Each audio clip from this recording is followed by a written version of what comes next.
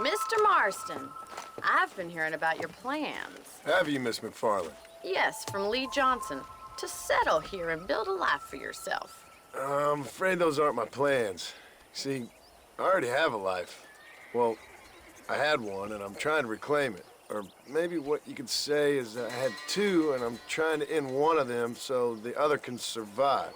You do so love to talk in riddles, Mr. Marston.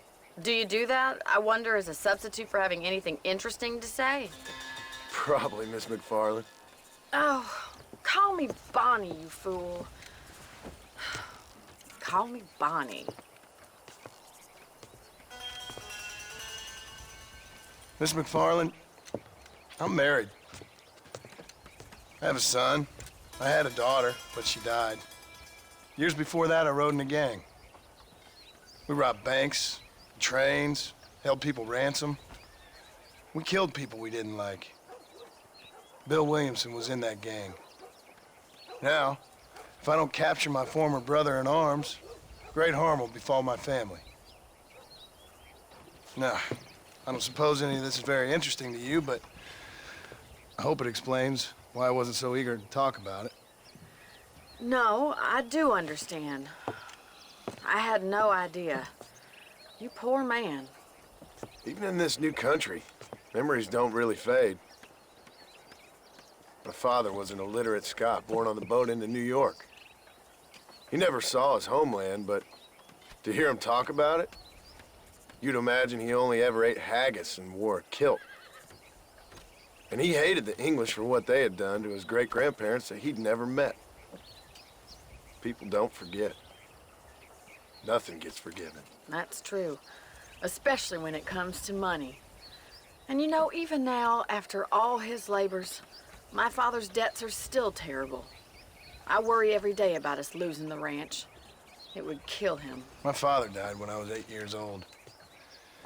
His eyes were, well, let's just say he was blinded in a bar fight south of Chicago. My mother died during childbirth. She was a prostitute, and he was her, well, I don't know what he was. So I was sent off to an orphanage and ran away and fell in with a gang. My word. What a difficult life you've lived. The leader of the gang taught me how to read, taught me how to see all that was good in the world. He was a great man in a way. But you killed people. Sure. And I've suffered for it. And that's the life I left, or tried to leave. Said too much, Bonnie. I'm an uneducated killer, sent here to do all I can do well. Kill a man in cold blood so that another man may do his part to cut crime in an area, and a rich man can be elected governor on the back of these promises. Civilization is a truly beautiful thing, Mr. Marston. Listen, can you help me? Well, I can try. What do you need, money? No, nothing so complicated. I need an extra hand to take out the herd to pasture. Sure. Point me in the right direction.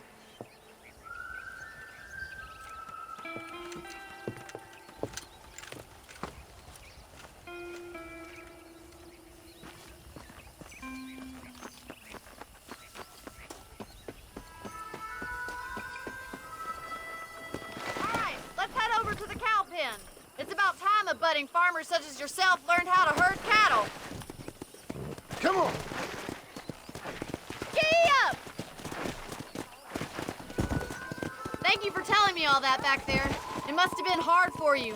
Hope you understand now why I've been playing my cards somewhat close to my chest. I didn't know you had a wife and child. Then again, I don't think I ever asked. They're lucky to have a man like you. I ain't so sure about that, but thank you. Yeah!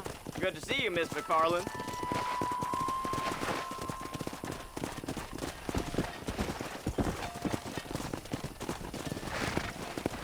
Come! All right, let's see if you can herd cows as well as you can car humanity.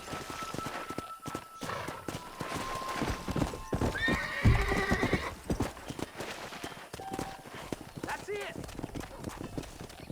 Come on! He's got it. Yeah! Come on, boys. Here he comes. Y'all I are see. Austin. Ain't that hard, is it? Muy bien, senor. Look at the cowboy. Get right at them! Drive him this way! Slow up.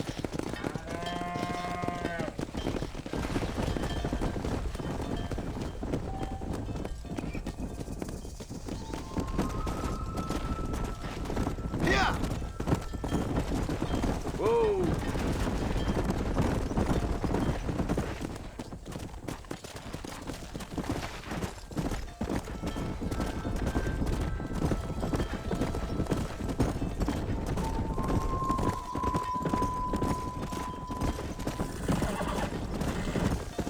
He's just showing off now.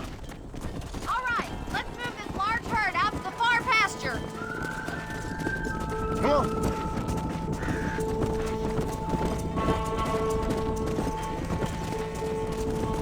Keep sweeping behind them. That way they'll stay together. Watch for the runner. Keep going, Mr. this. Boston. Keep it moving. Keep him tight now. That's a big herd for your first Doing great, time. Mr. Marston. Stay with him. Keep that herd together now. You're not bad with the herd. Ranching might be your true calling, Mr. Marston. Either that, or you were a cow in a past life. Thank you, Miss McFarland. I'll see you later. I have work to do back at the ranch. Let's get it.